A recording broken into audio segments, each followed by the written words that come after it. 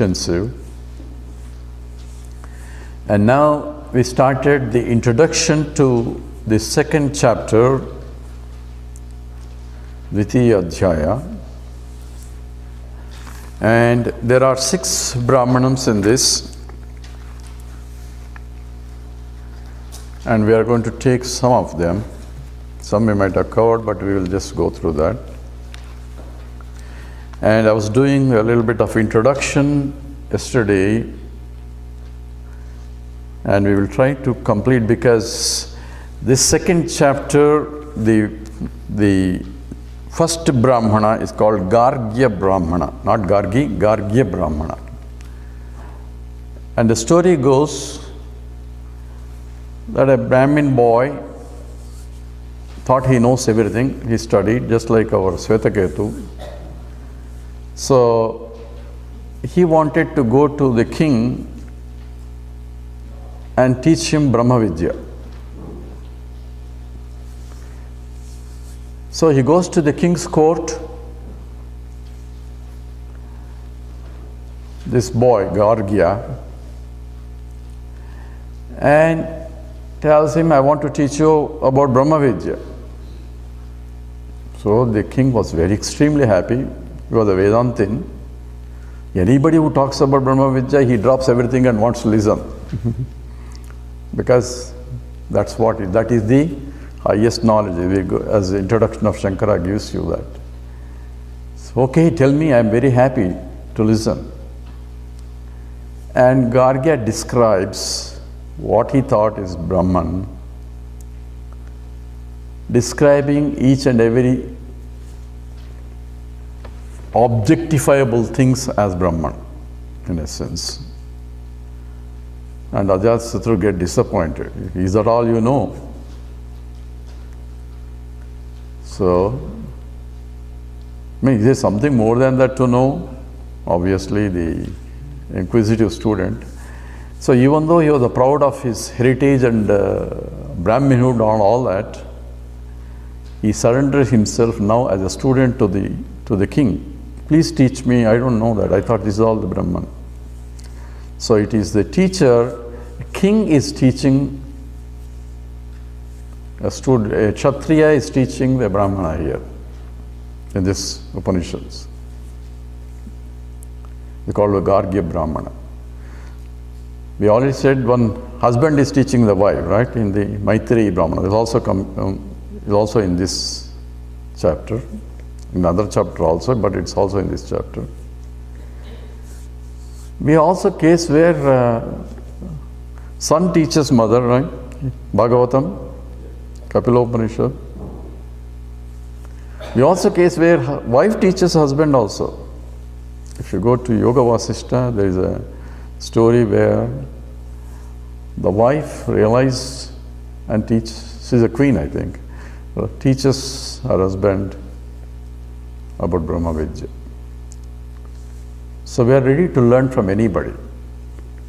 That's in the essence of the teaching is, whoever is ready to teach, we are ready to learn. So, you remember that in the Dakshinamurti, he was young and everybody else is old around there. And this is a story here where Gargya and Ajatasatru meeting and all that. And introduction to this by Shankara that we started covers this aspect of it, emphasizing what is Vidya and Avidya. So in this Brahmana, we're talking about Sagunopasana, that's what Gargya is trying to teach. And Ajatasatru start teaching what is Jiva Swarupam and Jiva Brahma Aikyam, and also what is Upanishad, what constitutes Upanishad. These are the topics that are covered in this. We're going to take only the emphasis of it, because we can all be Gargyas teaching about what is important outside, right? Like a scientist. So let's continue our introduction, which is beautiful introduction that I think we should know. The extent of thinking of our great sages, that's what I want to recognize. particularly brilliance of Shankara. So we started you have that introduction, I think, the Sanskrit version. So we started, what is Vidya and Avidya, by Shankaras, saying that Atma iti upasita, that's from the Upanishad statement, because tad anveshani cha sarvam anvishtam syat, by inquiring into the nature of self, I will know everything. So that is the Upanishad statement. Not only this Upanishad, in all Upanishads, what is the statement? Eka vijnanena sarva vijnanam bhavati. By knowing one thing, I will know everything. What is knowing one thing? Here, there it is in the Chandogya Upanishad, by knowing the substratum, the Sat, existence, I know everything. Because aitadatya idagum sarvam tat satyam, that which is substratum for all, everything that you have is existence, and everything came from existence. So if I know existence, then I know everything, because everything is nothing but existence in different nama rupa kriya. That's what the Chandogya Upanishad statement. That's one Upanishad. In other Upanishads, he'll ask you, Kasminno bhagav vijñāte sarvamidam vijñātam bhavati. Oh sir, please teach me that knowledge, knowing which I know everything. That's also the student himself asked that question.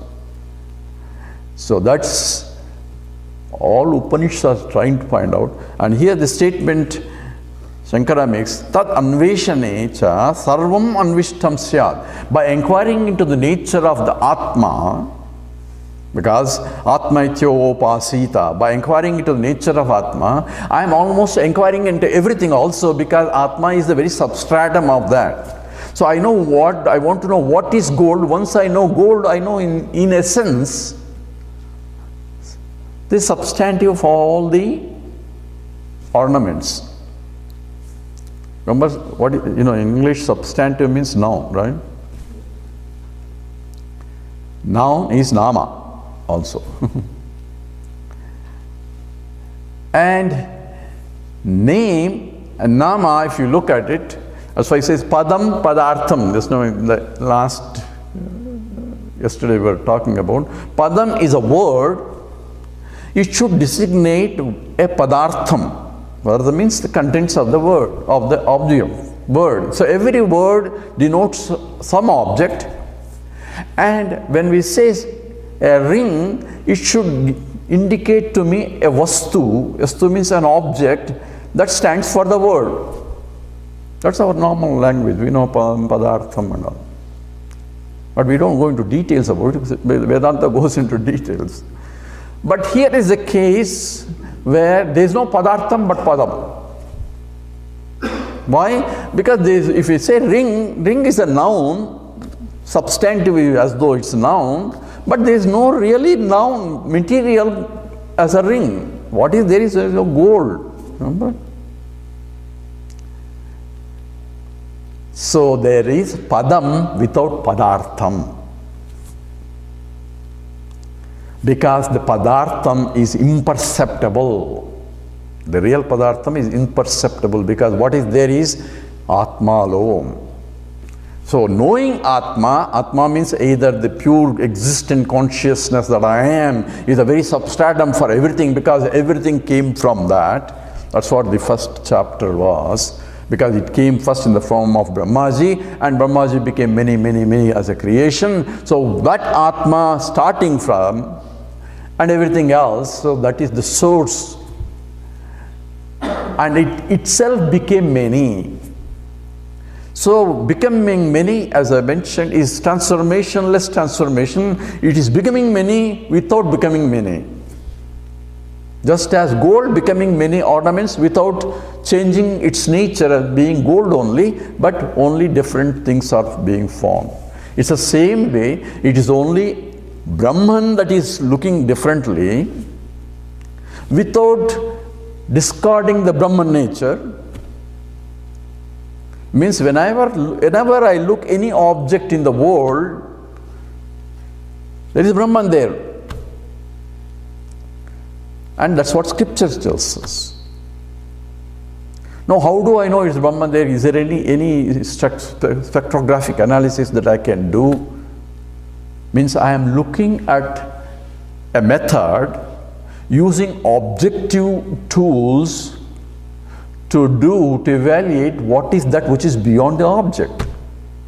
Follow problem there? Fundamental problem is there. So therefore, I cannot investigate by any so-called scientific tools. So-called scientific because they think only that is only science. But here we say that's not even science. So using those objective tools, I want to discover something which cannot be tuned. Therefore, it is not a pramana for that. Pramana means of knowledge. So perception that's what pramana is. Perception means I need to know, I want to see, I want to measure, I want to detect, all those electron microscope or any scope or anything. I am using a method, instrument to magnify or to do something for me to see. So all that is based on pratyaksha pramana. Just for a little bit, those who are advanced here, there are two pramanas only that are called prabala pramanas. Prabala means strong. Durbala means weak. You have that words in English. Logic, we think logically you want to deduce, but logic is not a really prabala pramana. Anumana, that's called anumana pramana. Anumana is logic. Why? Things that I cannot see directly, I can see something, but I can deduce what I see, something that I cannot see directly, using logic. That's what all sciences are. I am collecting data and using the observations, I am deducing something that I cannot really see that justifies these cause-effect relationships. That's what scientific reasoning is. But that deduction and make a theory out of it has to be again substantiated by the data only. Otherwise, otherwise my theory is not really theory, it will be speculation. So, any anumana pramana, any logical deduction again rests on pratyaksha pramana for validation. Follow? Simple statement. Okay, where is the other next pramana? Next pramana is called Shabda pramana. Shabda pramana is that I cannot see or logically deduce, but I hear a trustworthy person to say something. Because I have a trust, therefore I have a knowledge of what's happening based on his words. That's called faith, right? Shraddha is required. So when I turn the TV on, what's happening in somewhere in remote village or something, a reporter is telling me something. Because I have faith in that reporter is reporting what is happening really there, not he is creating his own things and showing something. Because I have faith in the validity of that report, I am gaining a knowledge of what's happening there, because it's not logical, it's not a direct perceptual things, but it's based on Shabda Pramana. But validation of that Laukika Shabda Pramana, now listen, I very careful words. Laukika means our transactional word like reporter here and so on. That again has to be confirmed by Pratyaksha Pramana for validation. I don't know whether the reporter is really reporting or creating his own stories. Why somebody has to check whether this is true or not. That means Pratyaksha Pramana, where somebody has to go to the village and see, yes, what he reported is indeed true, so somebody else has to validate it also. So Pratyaksha Pramana becomes still stronger than his reporting, and the strength of his reporting depends upon or validated by Pratyaksha Pramana. So that Shabda Pramana is still a Durbala Pramana. Durbala means weak. This is true only for Laukika Shabda Pramana. Laukika means our transactional world. But for that which cannot be reported by anybody, by Purusha, because what happens after death? Somebody goes, a lot of things are, he has a death experience and saw lights and all that, and he says, we have to believe what he says, that's all right. And that kind of things where there is a lokas or different lokas and all that, what is the pramana for that? What is the means of knowledge? Neither pratyaksha or anumana, neither logically I can deduce or by perceptually I can deduce. So only means of knowledge is Shastra Pramanam. So I should believe in that. Yes, if you want to believe it, that's what Shastra is saying. It doesn't say, you believe in me, I'm going to tell. If you want to believe, come. So, in this country, Sunday comes, these guys knock their door in the morning. What is it? The Christian missionary guys. They say, if you don't believe, you go to hell. He will come. So he has to convince me that I have to believe whatever he says. He doesn't have any validity other than whatever he was taught, he is taught. If you ask questions, he will say that's blasphemy. You cannot ask all those questions, but you have to believe it. Whereas this is Vedanta, you also are believing. Somebody was asking me, is there also faith system? No, this is not faith system. He's telling us now, this is Shastram. Shastra means it's science. Why it is science? Why should we accept just because Shankara says this is science and otherwise it's not? This has to be clear because we are all rational intellects that we want proofs and all that, and other people say show me God and otherwise I cannot, this is a belief system, all that. It has to be crystal clear. Vedanta is not like that. It is absolute science. Why? It's not a belief system also. But you should have faith to go and experience. So the beautiful story Swami said, one Swami, is there was one person, suddenly he became blind. And he went to doctor. We have ophthalmologists here, but we have all doctors and famous ophthalmologists went everywhere, and they could not cure him. Whatever he went through, this operation, that operation, nothing happened. Again, he was the same thing. So he was really dejected. He thought that nobody can cure his disease. Then suddenly someone told me, hey, there is a very famous international ophthalmologist coming here. You should go and see him. I said, no, I have seen so many of this. No, this is very unique person, and lot of reports that, lot of reviews are there, and you should go and see. You don't lose anything by going. So anyway, okay, he was forced to by his wife or somebody to go and see. So he went to see the doctor. And doctor looked at all his records and all that, and says, I think I know what the problem is. I may be able to cure you. I have to do operation.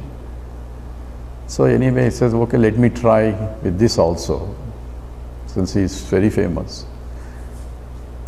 So the operation went through. After that, doctor came, removed the bandage. Sir, please open your eyes. He says, no, I'm not going to open my eyes. So why? Because I've been disappointed all along. Every time the doctor comes and does the operation and says, open your eyes, but nothing happens. You guarantee that I'm going to see, then only I'll open my eyes. What is the doctor going to do? Sir, as far as I know, the operation is successful. As I see, nothing should be there. And you have to open your eyes. He said, no, you have to give me a guarantee that I'll see. Now what is the doctor can do? The patient has to open and see. Doctor has done his job, but ultimately one has to open his own eyes and see. So remember when you go to eye test, it says this is better or that is better, they keep changing the lenses. Sometimes you get so confused if the previous one is better or this one is better. I had to tell him what is better. Doctor cannot tell, obviously. ultimately I have to open my eyes. That is the proof. So Vedanta is pointing in that direction. It is me to open my eyes and see. There is no other proof. Now, is it belief system?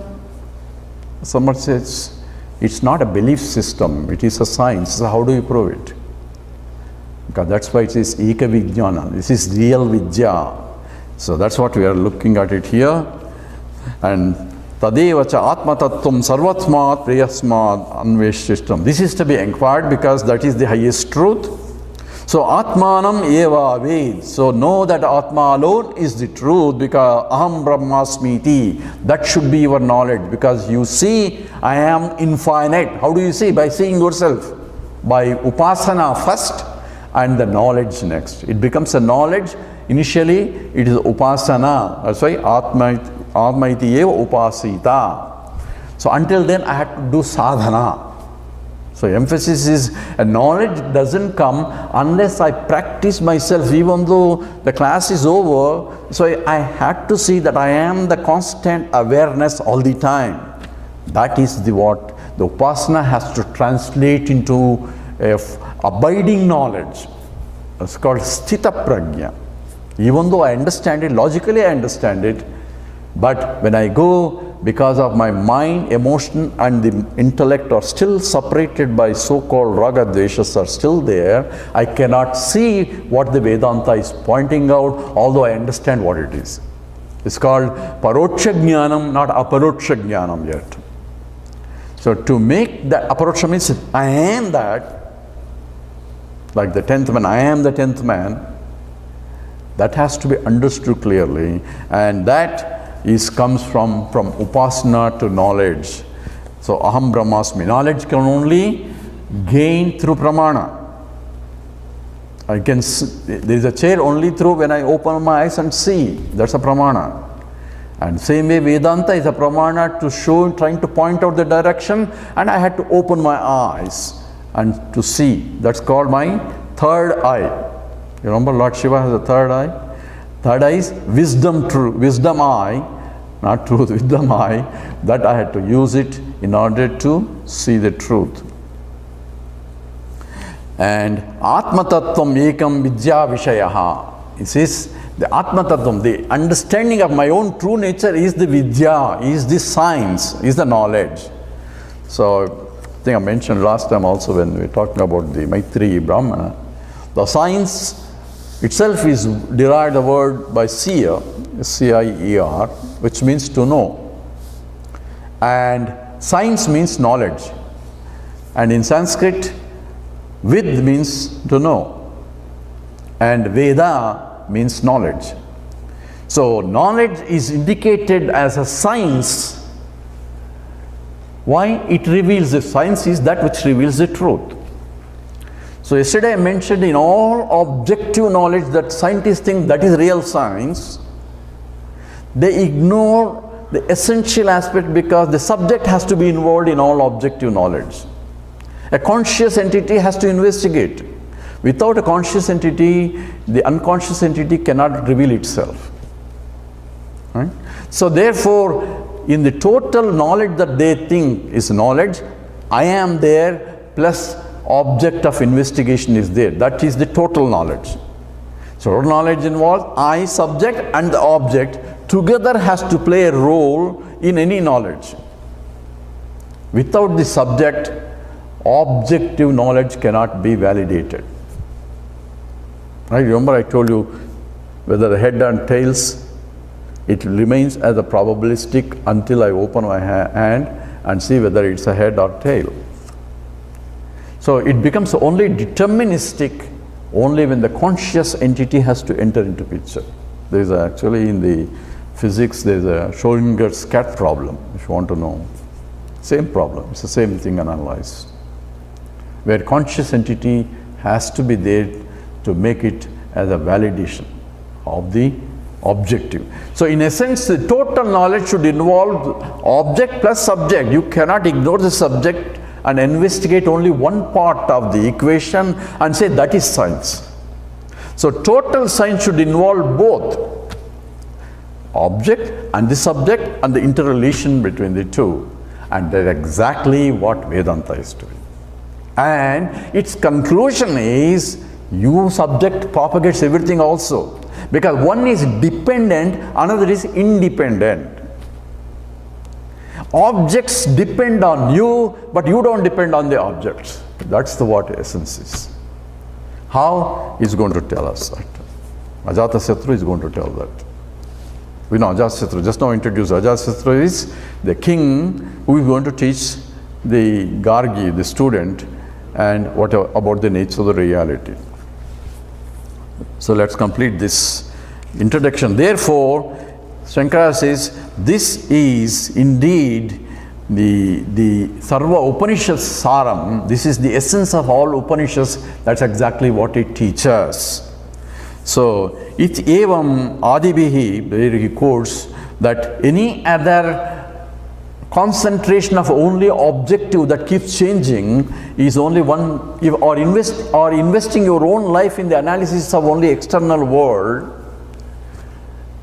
then one goes from mrityohu samrityohu apnoti saheva naneva pasyati. The one who sees only varieties and varieties but doesn't see the essence of it, he only goes from death to death, or keep born again and again and again and again.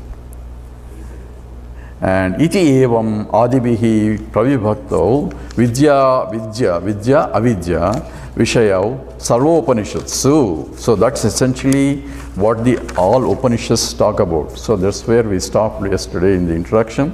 Let's continue that introduction a little bit more, because he's going to discuss a little bit more about avidya now. Tatra cha avidya vishayaha sarva eva sadhya sadhanadi veda vishaya viniyogena vyakhyataha atruti adhyaya parisamaptehe sacha vyakhyataha avidya vishaya sarva eva dvipakaraha antah prana upashtambhako gruhasyeva stambadi lakshanaha prakashakaha amrutaha bahyascha karya lakshanaha aprakashaka upajanapaya dharmakaha thruna kusha mrittika samo gruhasyeva satya sabda vachyo martyaha tena amrita sabda vachyaha pranaha channa iti cha upasamhrutam saeva cha prano bahyadara vedeshu anekada visrutaha prana eko deva ityuchyate tasyaiva brahmaha pinda ekaha sadharanaha virat vaishvanaraha atma purushavidaha prajapatihi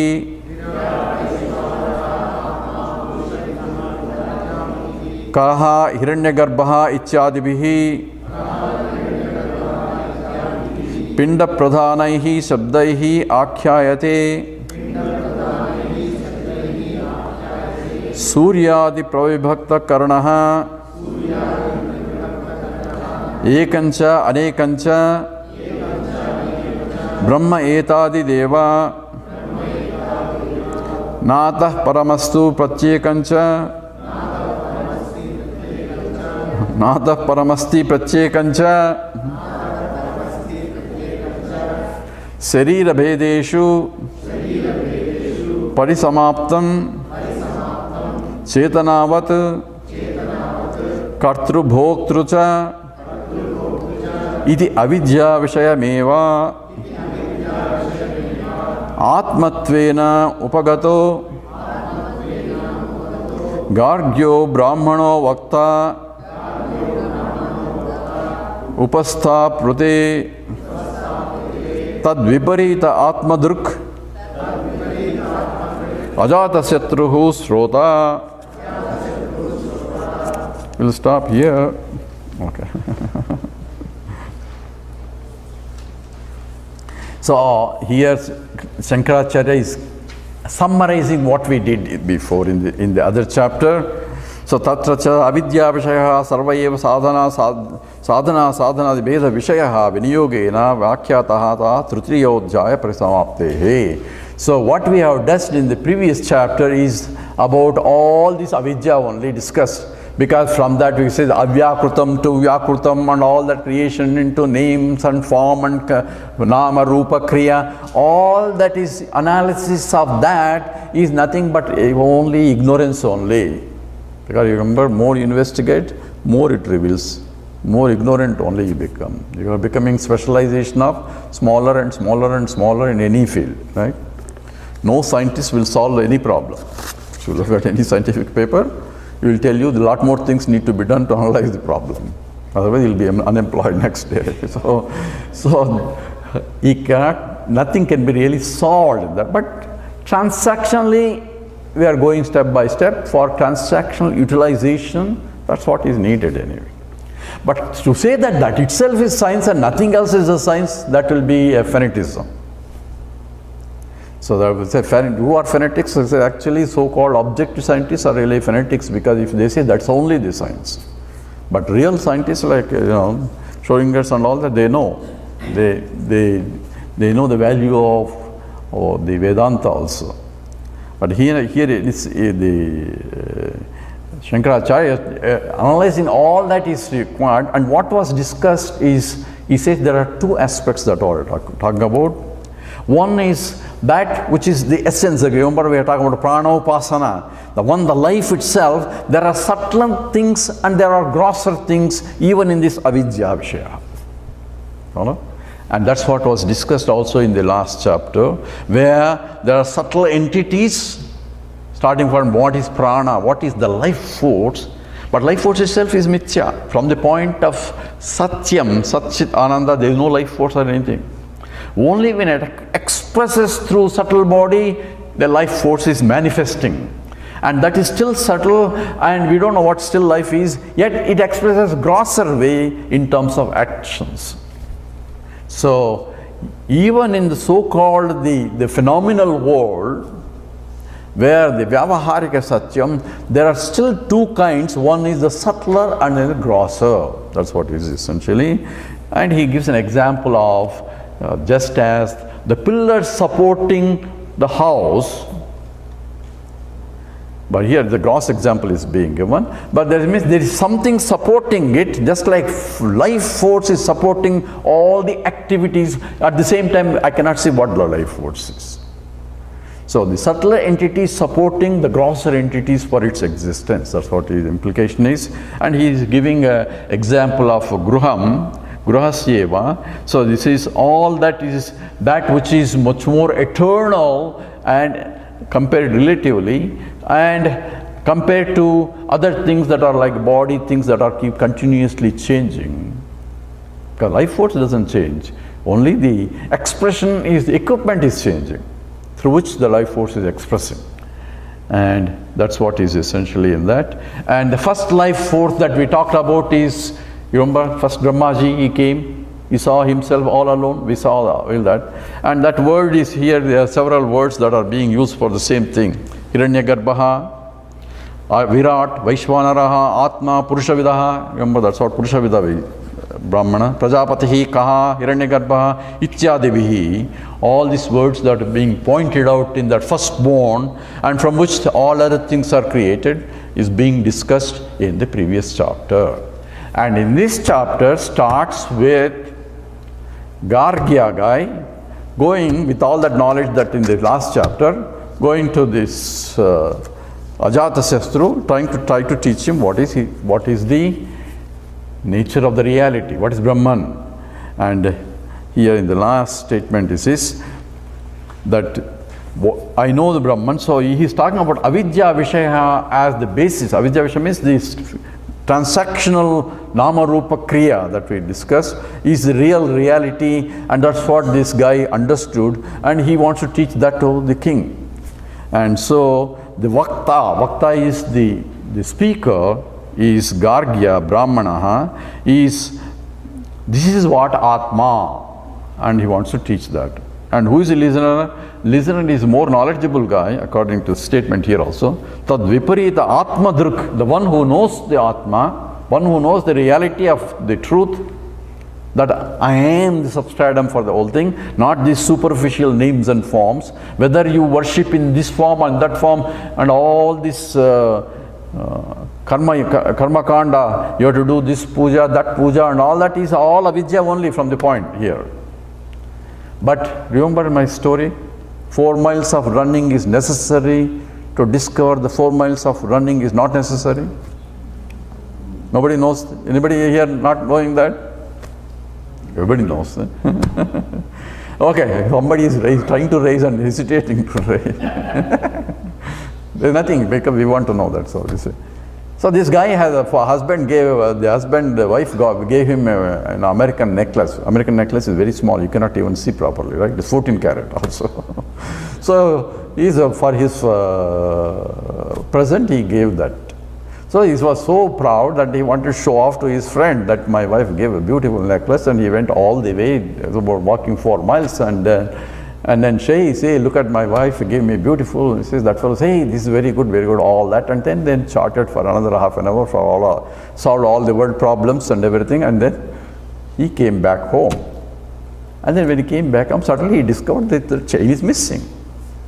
He looked and he couldn't find out. He said, my God, my wife gave me, what happens when she acquired? And I better show off. So he thought maybe I might have left it to my friend. So he ran to the 4 miles to his friend's place. And the friend also said, what is the problem? He said, hey, I know, remember I was showing you the necklace, maybe I left it here. He says, no, I don't think you removed it, let me see. And then he looked at his collar, and where it's buried inside somewhere in the collar itself. So you have it, nothing is lost. Oh my God, thank God, I said. Now the question is, was that 4 miles of running necessary to discover the necklace? If you say it's necessary, it's not necessary, because he never lost it. If you say it's not necessary, he's worried. Without that, he will be searching all over the time and everything. So it's necessary. So you cannot say it's necessary, you cannot say it's not necessary. The correct answer is 4 miles of running is necessary to discover that 4 miles of running is not necessary. What does that mean? This upasana is necessary to discover that there is no upasana at all. I am all the time the Brahman. But that knowledge to sink in, I had to do all the pujas, all the things, all are necessary to reach that. But if my mind can reach it, then upasana has done its job. When I send the email in my Advaita list somewhere, it says I am teaching only selecting the mantras and leaving on the upasana, one fanatic guy sent me, you are doing disservice to whole community. So what is disservice? I am not teaching the upasana part. They need upasana to understand the Vedanta. So I said, okay, thank you very much. You don't argue with this kind of people. Thank you very much. Our students are already matured. They can grasp Vedanta. You need the Vedanta, you need that upasana so that you can sit here for 4 hours or 8 hours and listen to it. Otherwise, nobody will listen. That's why Krishna says, Manushyanam sahasreshu kaschit yatati siddhaye yatatadapi siddhanam kaschin mam vetti tattva. Thousands of people, even if advertise, these people have advertised all over the place. Even Chinmaya Mission members, they advertise all over the place. Send a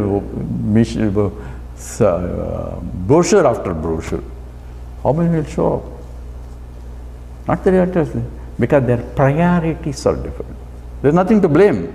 Priorities are different. But there's something else, some other things important, and some may be genuine also.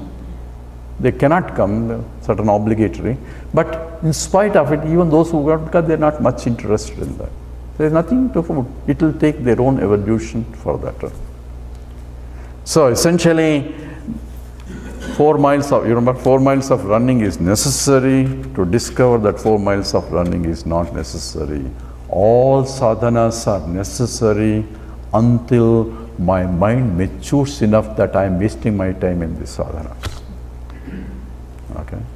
Where I can gain more, because the sadhana is meant for me to study. If I can study without that, then I am already in the position.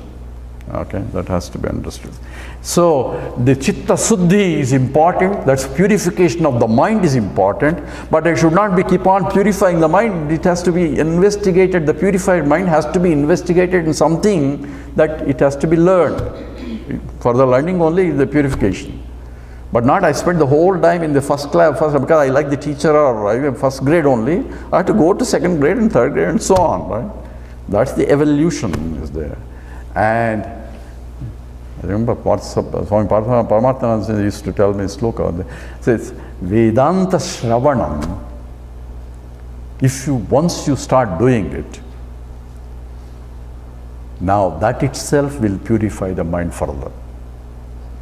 Okay. Now Karma Yoga, Bhakti Yoga, all are preparatory for this. But once you have the liking for this and holds onto it, then this becomes the main sadhana, where purification is done by Shravana Manana itself. So what should I do after that? Even after Shravana Manana, still Raga Dveshas are there. Only way to do is Nididhyasitavyaha. By constant remembering of this teaching itself becomes a purification for the highest. This is the best purification. So keep attending the next day camp, next week, next year's camp also. So, not for learning, but to keep the mind in that state. Okay, that should be understood.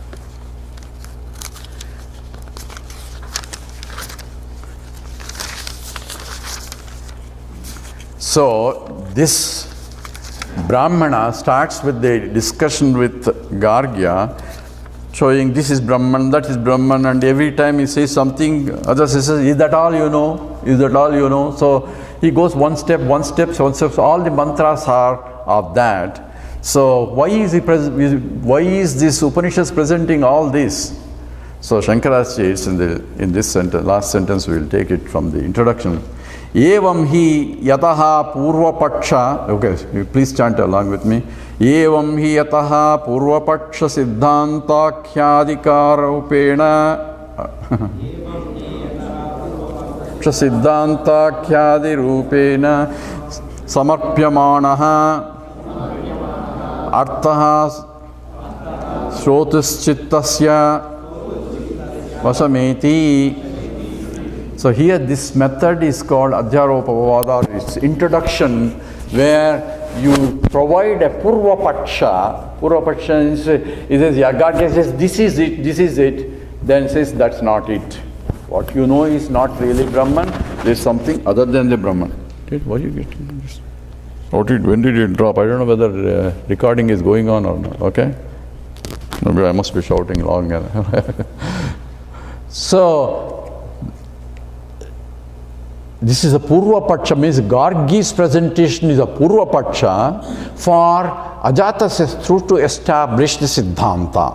So that's how all our scientific, Vedantic scientific analysis is. They present objection, and then the objection is overruled because of this reason, this reason. So that's how some of the objections we don't know when we read it. Oh my God, that appears to be true. But reading all that makes us completely crystal clear knowledge. That is the emphasis of even studying other people's objections against Vedanta also. For example, the Ramanuja, Bhagavan Ramanuja, the introduction to Brahma Sutra, Sri Bhashya, he takes the Advaita as a Purvapaksha. And one has to study this.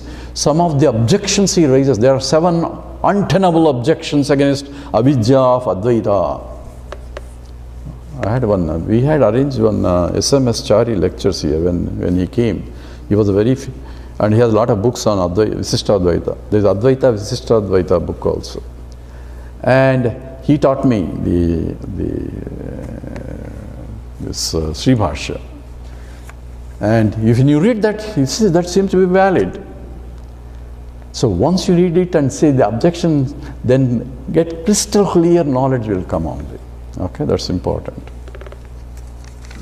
So here we are not going to do the Purvapaksha. So Ajatasatru says, hey, that's not what it is.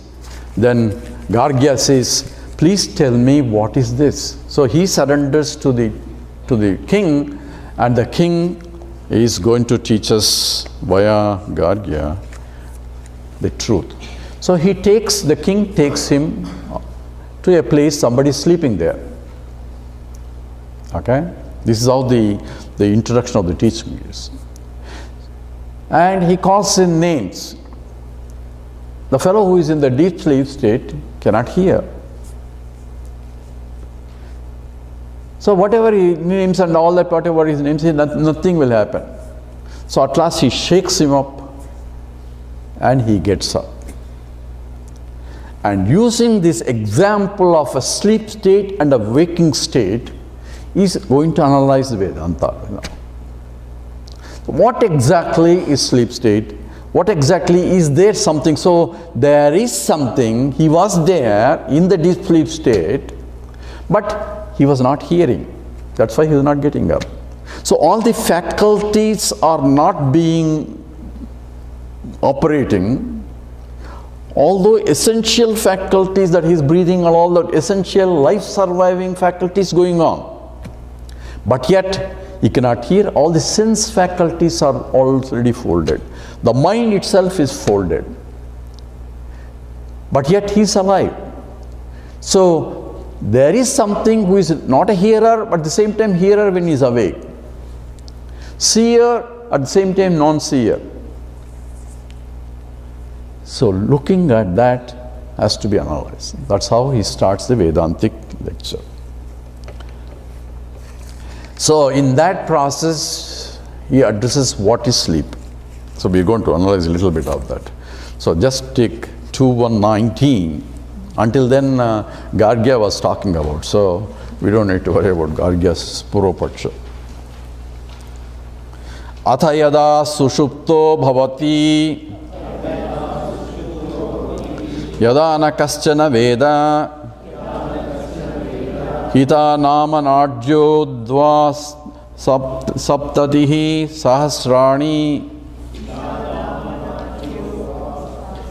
hita nama Nadyo dva saptatihi sahasrani Hrudayat Puritatam Abhipratishthante Tabhihi Pratyavasrupya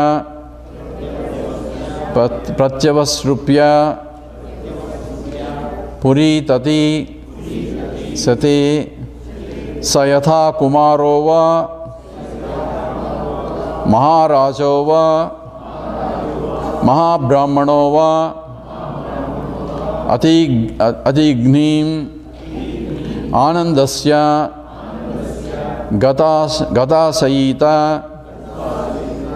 yeshame vaisha etat chete.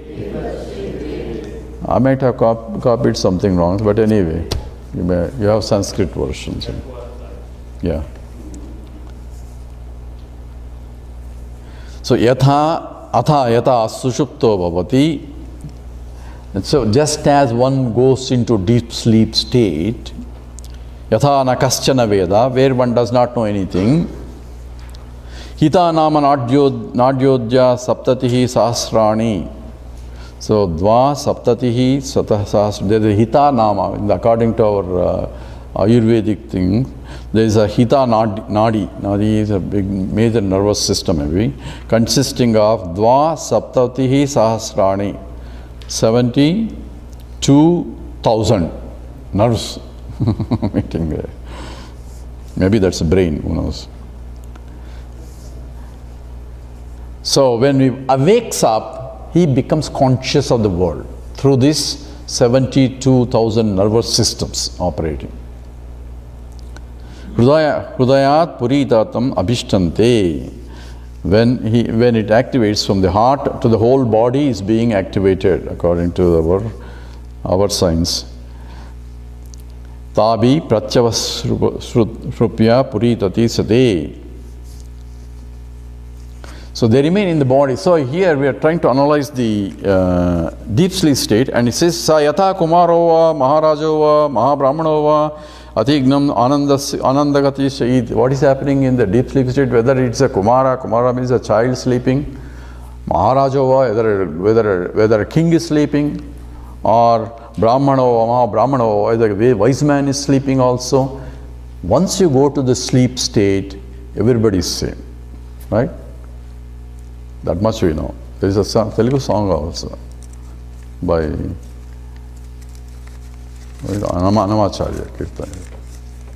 Nidra Vokkate. Nidra Vokkate. Brahma Vokkate. Not Nidra Vokkate. There is Nidra also, right? In that Brahma Vokkate. Yes, Nidra Vokkate, Brahma Vokkate.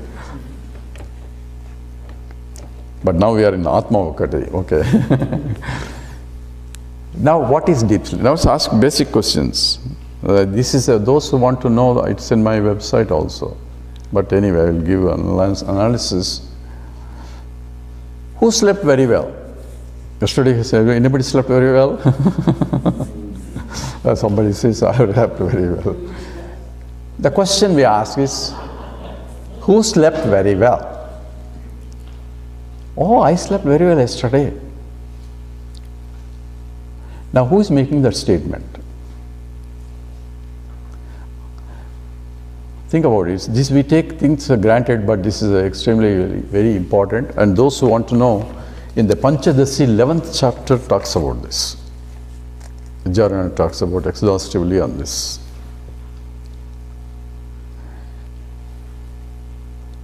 And there are 3 experiences that you do in the deep sleep state. So we should know one by one. Number 1, I exist. If I don't think I'm going to exist, nobody will go to sleep. They are comfortable that they know they will be there. So I am there to sleep very well. I slept very well means I was there. So existence of myself is guaranteed in that, and there is an experience of existence in some form. Therefore I can get up in the morning, I say, yes, I had a good sleep. That means I had experience of deep sleep state, right? But who is making a statement? Think about it now. Mind is making a statement, right? That I slept very well. But mind itself was not there in the deep sleep state to sleep very well. Why? Because mind is there, then you cannot sleep. Mind itself is folded, and it's not there in the deep sleep state, and how can it make a statement that I slept very well? That's a big problem there. So from the mind point, it looks like an inferential statement, right? So inferential statement is different from experiential statement. Inference is basically logic. You say, I was not there, therefore I must have slept very well, according to the mind. But he cannot say, I slept very well, because the mind itself is not there. But so, inferential sleep is not real sleep. So I give my example. I was sitting in my room, and my wife brought a plate full of laddu there and left it there. No one is there, and she left it there, thinking that it's safe. So after 1 hour she came, there's no more laddu there. I used to give a laddu example, now I have to change it to Rasamalai. I see Meena is here. So some sweet anyway. Since no one came in and no one got up, I was only there, but no more laddu there. My wife started accusing me, why did you eat all that laddu? Says, how do you know that I ate laddu? Because it was there before I left and it was not there. So it's called circumstantial evidence, right? Logical evidence. That's called inferential eating laddu. Now, is the laddu disappearing is inference or logic or fact? My eating laddu. Inferentially, she may accuse me that I ate laddu.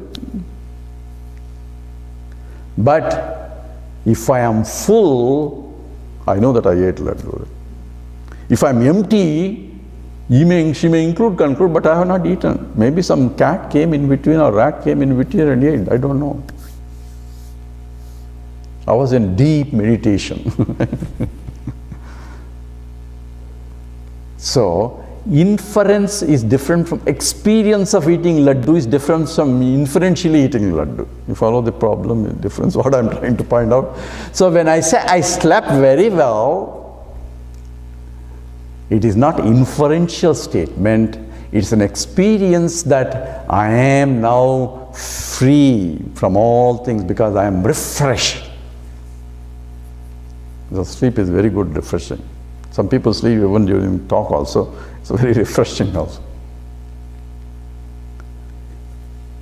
Now, is the deep sleep state an inferential or experiential? So from the point of mind, even though it appears to be an inferential, from I am, when I say I slept very well, whoever that I am has slept very well. Right? Then who is that I who slept very well? That's one experience, that I was there to sleep very well. Now I ask you, what did you do or what do you know about sleep? Can you describe it? All I can say, I don't know. So I have no knowledge of even my own existence in the deep sleep state. Remember, I'm saying, even my own existence in the deep sleep state, I have no knowledge of it.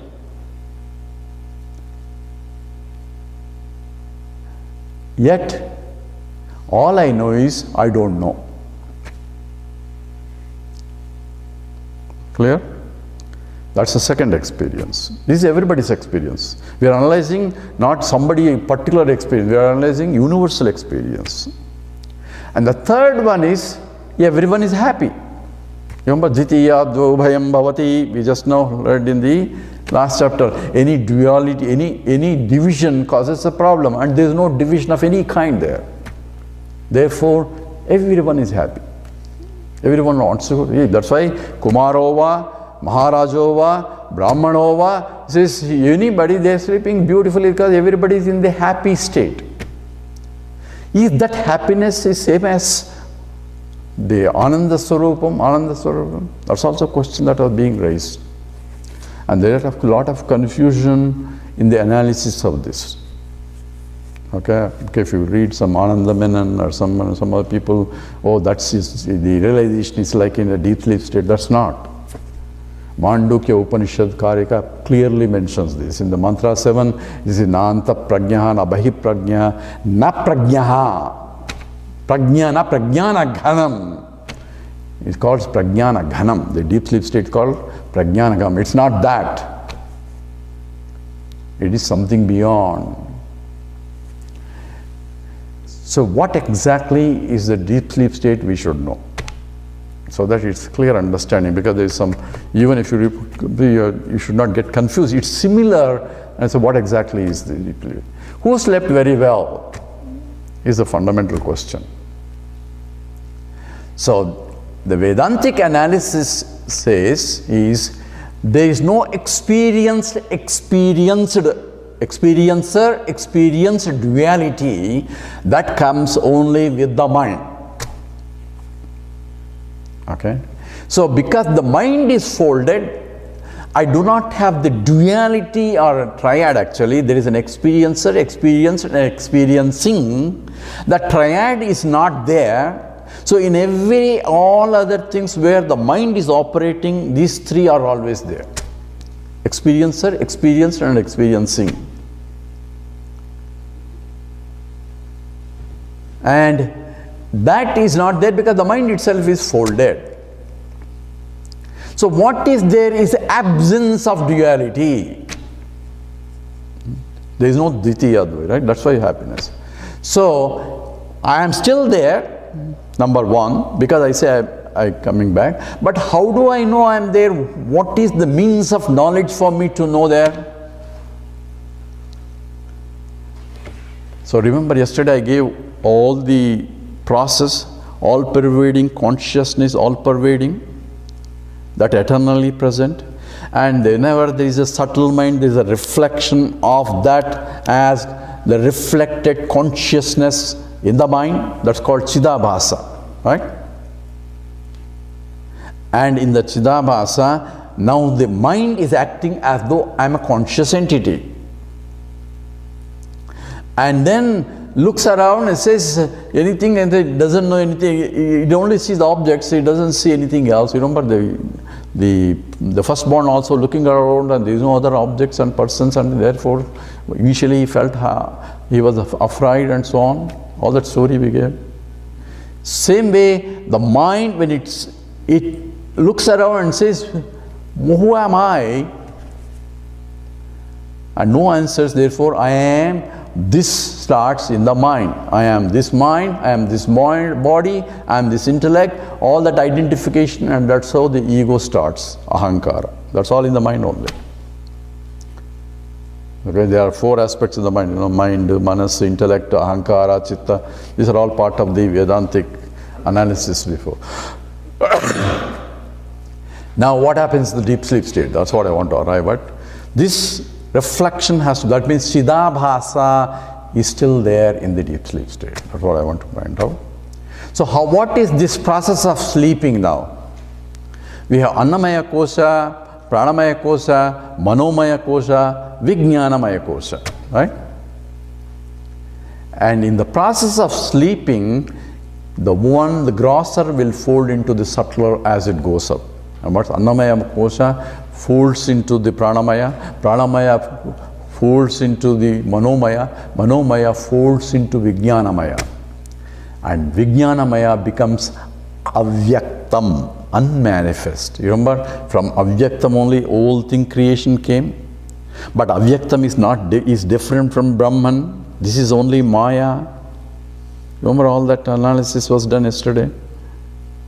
You don't remember? I remember. Avyakrutam, called Avyakrutam, and the manifestation of plurality. So in this Avyakrutam means no more manifestation but in a potential form. So the mind up to Vijnanamaya Kosha, up to intellect, and the intellect itself goes into a potential form, and that is called Anandamaya Kosha. Follow now? It is still intellect, but it is in the Avyakruta state now, in a folded state, where there is no differences of any particular things in that, but yet it is there. And Chidabhasa is still there because it's illumining that Anandamaya Kosha. You follow now? Pure consciousness is still illumining that Anandamaya Kosha, where everything is folded into it, but it's still a kosha which is getting reflecting. So therefore, sleeping is nothing but folding of all the koshas into the intellectual sheath, Vijnanamaya Kosha, and becoming into Anandamaya Kosha. Therefore, whatever the experience and experience duality is not there because the mind is not folded, but yet the Chidabhasa illumines absence of things.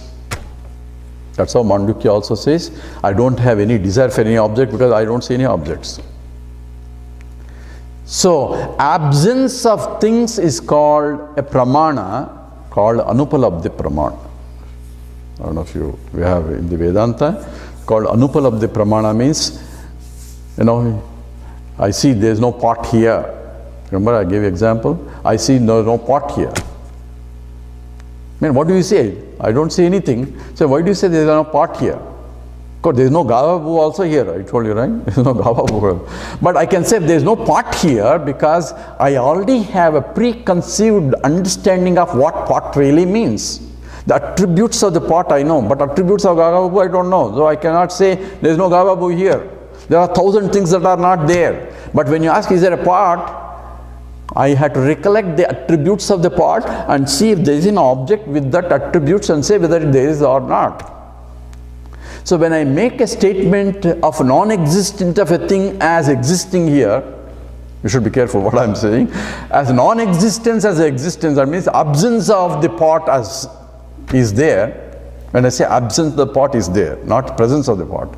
Absence of the pot is there. I am affirming something that is there through a knowledge. Here something is absence. Now what is that say? What do you say? What did you do in the deep sleep state? What did you do? I don't know.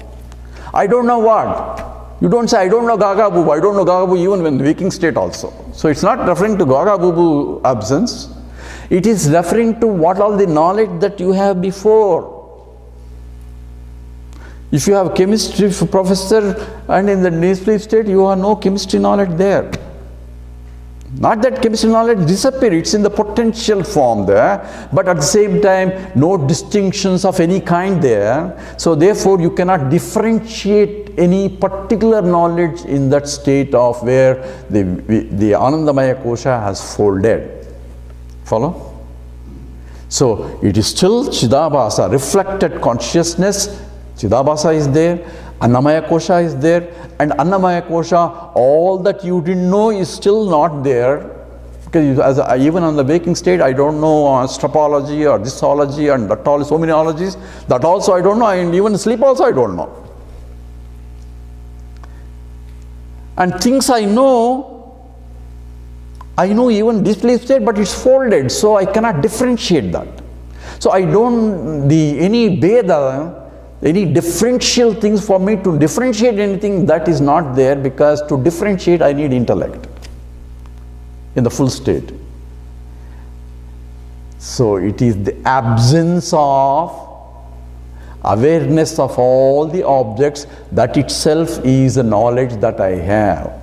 So it is the knowledge of ignorance of particular things is what is there in the deep sleep state, and that is gained through in the potential form in the intellect. So when I recollect back, when I am waking, things go in the reverse order. Intellect gets up, mind and body, everything starts getting up, folding themselves to unfolding. And when I say I slept very well, it is the intellect making a statement of its absence of knowledge of everything else, at the same time its own existence. I am happy in the deep sleep state because there is absence of all dualities, no particular things are there. Homogeneous absence of everything else. Therefore, that Ananda is not Ananda of the understanding of Aham Brahmasmi, it is only Ananda of reflection of absence of suffering. Follow? So it's absence of suffering because no duality. That doesn't mean the knowledge is there.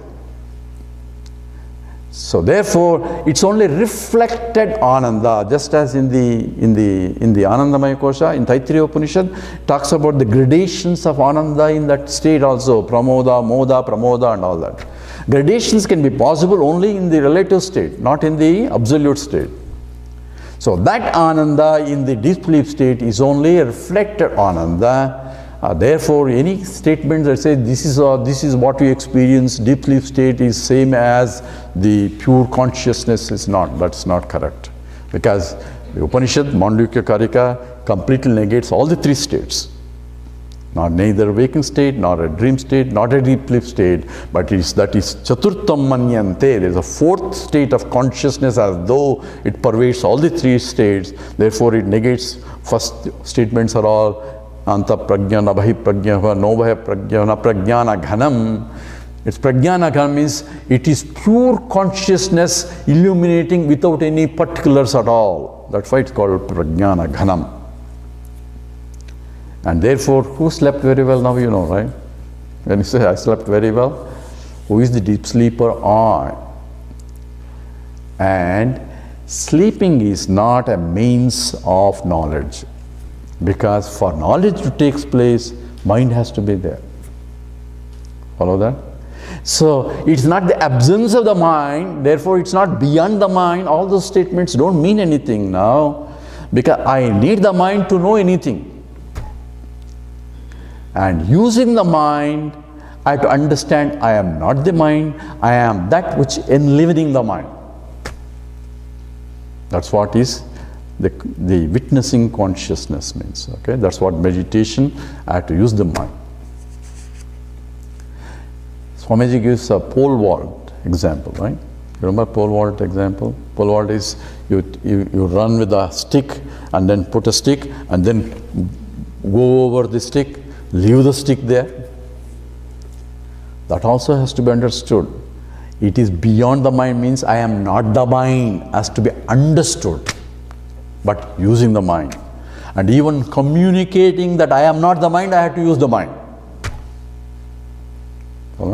So all this has to be crystal clear, otherwise lot of confusion about self-realization and this realization and direct all go beyond the mind and absence of the mind, destroying the mind. Some of the words are used. What is destroyed mean? Destroying the mind. Even Ramana Maharshi uses the word. But he understands what he's saying also, but people don't understand what he's saying. That's a problem there. So where destroying mind is not mental distraction, then you will be buffalo, nothing, nothing, you can't do anything at all. Ramana Maharshi was operating mind when he was eating and he was cooking and he was helping in the kitchen, he was doing all that. Without the mind, you cannot do all that. So it's not a distraction of the mind, it is distraction of the notional mind. Mind with the notions is destroyed because notions are wrong. So with a clear knowledge, notions can only be removed by clear knowledge. For that I need the mind. So here the example using in the Sushupti analysis is only to indicate that all duality causes a problem, and non-duality where you are in the state of where absolute absence of it, even though temporarily in the deep sleep state, is anandam, where reflection anandam, because the absence of duality itself anandam. But understanding aham brahmasmi is a positive understanding that I am the total, in spite of duality. You follow? It's not absence of duality, therefore that is Advaita, as in the deep sleep state. But here I am awake, using the mind, at the same time seeing the duality and knowing that there is no duality. That is the clear understanding of Advaita. For that only Shrotavyaha, Mantavyaha, Nididhyasitavya. There is no shortcuts here, and that has to be understood. So this is Ajatashatru is essentially from that aspect, and after teaching this, the deep sleep state, the question is how exactly the creation occurs is also addressed in the next mantra 2.120. Sayathorna nabihi tantunoscharet. Sayathorna nabihi tantunos. This is please repeat after me. Sayathorna nabihi tantunoscharet. Yathagnehe Shudra Vispulinga Vyucharanti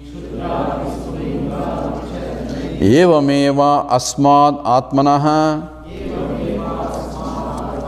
Sarve Pranaha Sarve Lokaha Sarve Devaha Sarvani bhutani vyucharanti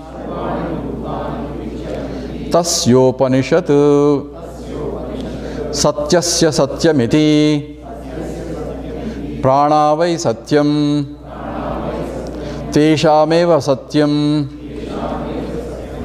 So this is the end of iti Prathama Brahmana. So in the end of the teaching, Ajatasattu tells, just as I projecting from when I waking up the whole plurality, so every day I am going from the laya and then to waking state of projection.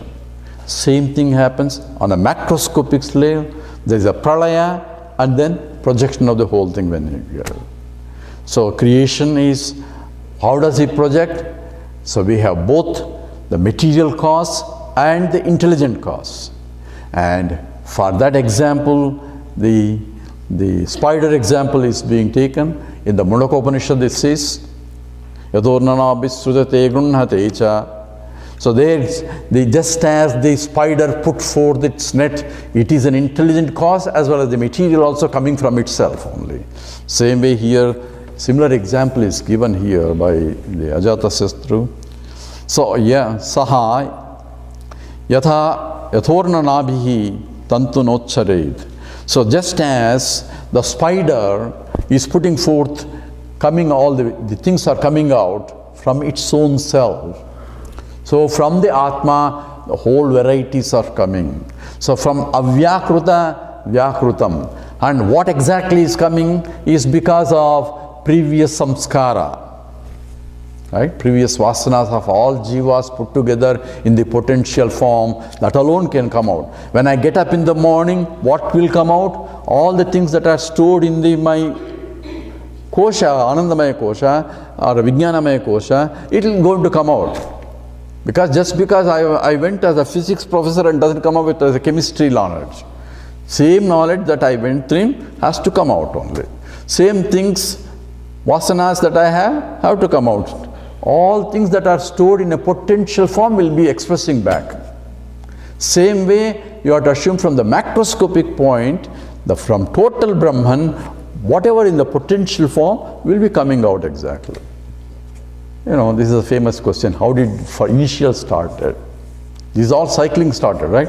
He goes to sleep and again he gets up, he goes to sleep. How did the first vasana start, right? Everybody will ask that question. I also asked that question to my teacher. So how did first vasana start? So Gurudev was my first question to him also. So write it down. It's a very important question, I thought. So I wrote it down. So fold the paper. Put it in your pocket. When you meet Brahman, ask that question. So then of course he explained, there is no beginning for this. Because it is eternal cycle. Because avidya, the source for it is the ignorance, and ignorance cannot start. Why ignorance cannot start? If it starts, that means before that you are knowledgeable already. So any ignorance, the famous example is, I don't know chemistry. Since when you don't know chemistry? From the beginning. If I know chemistry from one day on, and before that I knew chemistry, then how can I be ignorant? So any ignorance has to be anadi. But since I don't know ignorance from the beginning, and I don't know chemistry from the beginning, when I go to chemistry professor or chemistry class, then I will learn chemistry and the ignorance goes away. Ignorance of chemistry. So even though it is beginningless, it can end. Right? So certain things that are beginningless can end also. The ignorance is one example. So knowledge can remove the ignorance. And a simple example, Sureshwara Acharya gives in the Naishkarmya Siddhi. Even maybe that darkness may be from the creation millions of years ago. If I take a candle and go there into the cave, all that darkness goes away. So even though ignorance is beginningless many lives and lives before, and ignorance generated karmas are there. Follow, you have to be separating here. Ignorance, and because of the ignorance I am taking myself, I am the body, and then I am acting something, then I am putting back some more karmas into it. This karma comes into picture, samskara is there. So when I gain the knowledge, be careful here, when I gain the knowledge that aham brahmasmi, what goes away? My ignorance goes away. Because ignorance, knowledge only remove ignorance.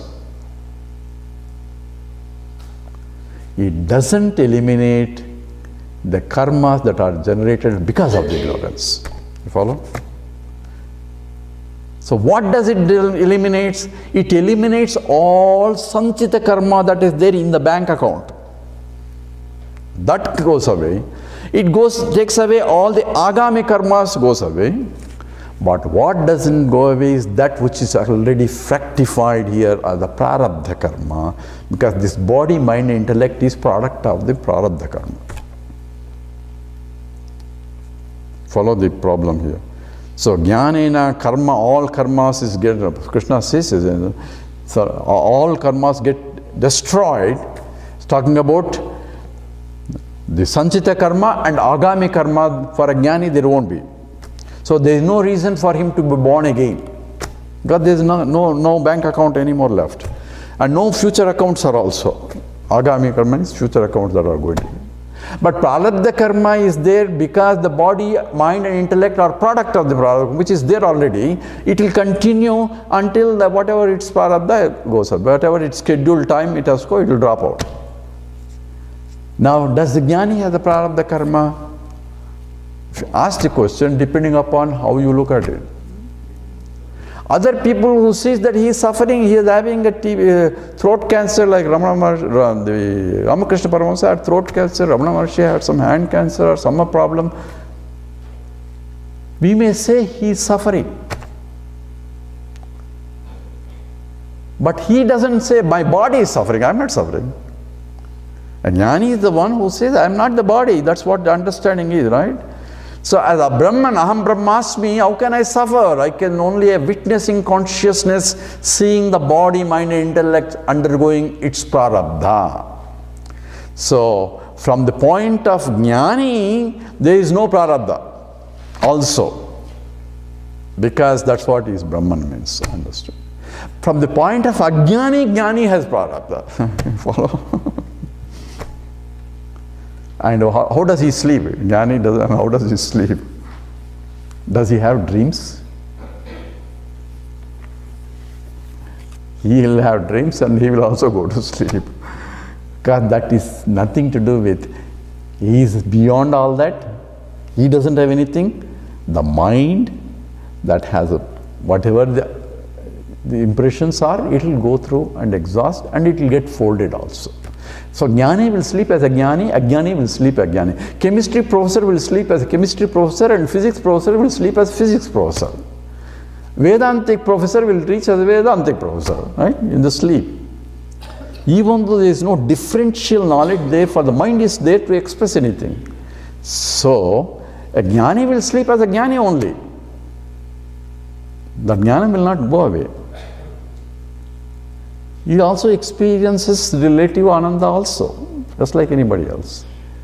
But when the mind is awake, he doesn't get any confusion there in terms of I am, this is not there in the mind. Okay? So one has to be very crystal clear on these concepts of what exactly knowledge, what exactly realization, what is that, and all these things have to be clear. As long as the mind is there, all the samskaras are there. And when the mind itself dissolves, once the body, mind and intellect of a jnani goes away, the mind has no more purpose there. Mind itself also gone. Everything is dissolved into the totality. That's what you will see in the Maitreya Brahmana. But anyway, that's... So here, yathoranabi tantunochareti. So it's both the material cause as well as the intelligent cause. So he gives an example of several things. One is the spider putting forth. Yathagnehi shudra visfulinga vicharanti. Just as the fire putting forth different types of sparks, varieties and varieties of that coming from itself, is putting forth. Evam eva asmad atmanaha. In the same way, from this Atma, from this self that we are, sarve pranaha, sarve lokaha, sarve devaha, sarvani bhutani vicharanti. So you can understand this statement. All the devas, all lokas, all beings of all 14 worlds of everything is coming out from that only. That went in a potential form is coming out now. Okay? Tasyopanishadu, that is the Upanishadic teaching, essentially. That's it. It is satyasya satyam. This is a very famous statement from this Brihadaranyaka Upanishad. Remember, there are famous statements. One is dvitiyadyo bhayam bhavati. That's quoted anyone. Aham brahmasmi mahavakyam. And atmaityo upasita. You have to call upasana has to be done on the Atma. And this is another one. It's called satyasya satyam. It is the truth of the truth. It is the science of science. It is the absolute truth. And Krishna calls it is Jyotir Jyotihi. It is light of all lights. Because all other is Satyam. This is the truth when you talk about chair is the truth, this is truth, that is truth. We talk about truth and lies and all those things, right? That is in the transactional truth. So we have in the Advaita Vedanta, there is a Paramarthika Satyam, there is a Vyavaharika Satyam, there is called Pratibhasika Satyam. 3 states are there. The Vyavaharika system is transactionally real truth. My bank account is still my bank account. I may be Jnani or Ajnani. Bank account is still different. My office is different. My family is still different. All differences exist at the transactional level. I have no confusion there. Jnani will not have any problem. He's just like garbage is garbage and food is food. Some Advaitin is going, you are an Advaitin, everything is same as God. This one, why don't you drink poison? I mean, that kind of stupid arguments only. You wonder why? Because poison, that doesn't mean that I know electron protons. Do you know electron protons? Would you drink it? You won't. You differentiate a food and a poisons clearly, even though both are electron, protons, neutrons. So Advaita is a bhavana has to be understood as the essential truth, satyasya satyam.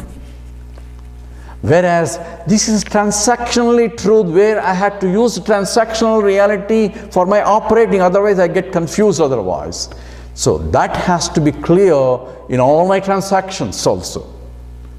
So Jnani will operate exactly as it should be operated, but he doesn't have his own selfish motives anymore. He looks only from the loka kalyanam. That should be clear. Whatever he does, if he does, or even if he sits in Arunachala cave somewhere, but his mind is always in the totality. That totality includes you, everybody. So when you go to the temple, Om Sarve Bhavantu Sukhinaha, then I should ask, okay, my daughter also should be happy. So you already included Sarve in that.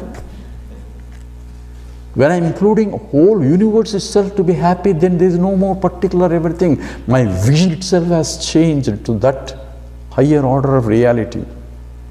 So that should be an approach from, says there is no more, everybody goes as there according to the prarabdha.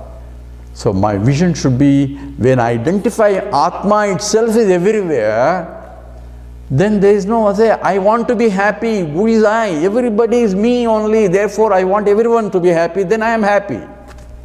Isn't it? That should be the correct understanding of Atma is sarvamidam. Everything is nothing but myself only. So that understanding should be applied, that's called wisdom, right? Should be applied in my day-to-day life. It's not classic understanding in the class and then do whatever we do outside. So a lot of people, Chinmaya Mission members, they start thinking, give me, what is that Chinmaya Mission pledge? Giving more than what we take and all that, and when it comes to a transaction, nothing happens there. So if we tell, Swamiji used to tell the parrot story. Remember parrot story? Don't lip it like a parrot. You have to understand and apply that in the day-to-day, then only that pledge has any meaning. Otherwise, just repeating the pledge doesn't mean anything. Same way, Sarve Bhavantu Sukhina Om, and we start with Om Sahana Bhavatu Sahana Bhunaktu, just as the routine, yes, because the class has to start and class has to end, and we will do that. But if we do with understanding, I am that everybody, everything is nothing but me, then the very recognition of the fact is itself is a prayer. And that becomes a satyasya satyam. So paramarthika satyam is the totality. I am pure Satchidananda in spite of plurality that I am seeing here. There is only gold, I am gold, in spite of rings and bangles and necklaces and bracelets and all varieties of ornaments. All beings are in me, but I am beyond all beings also. Maya tadabidam sarvam jagad avyakta murtana mastani sarva bhutani nachamastani bhutani. No beings in me. All that is understanding at different levels of approach of the same thing, looking at from different angles. Here it says, Sarvani Bhutana, all beings are in me, or me only projecting everything else. That is what the Upanishad teaching, and that is the Satyasya Satyam, that is Paramarthika Satyam. Whereas I can still, other Satyam, Pranaha, it says, Pranayavai Satyam. So the life is real, the body is real, everything is real, and all other things are transactionally real. And in my dream world, the Pratibhasika Satyam, that's also real in the dream. But what is the absolutely real is called Satyasya Satyam. And that is that I am. And that's what is the teaching of. And my dear, that is the Brahman. Not the local things that you are talking about is Brahman. So that is Tesham Eva Satyam, and that is the real truth, and being expounded as Satyasya Satyam. Now you know another word that we need to understand. With that, the first Brahmana is over, and people must be going ready to go for tea. We will do Brahmarpanam. Om Brahmarpanam Brahma Havihi Brahmajñau Brahmanahutam Brahmaivate Gantavyam Brahma Karma Samadhina Harihi Om Sri Gurubhyo Namaha Harihi. I don't know why I chanted Brahma.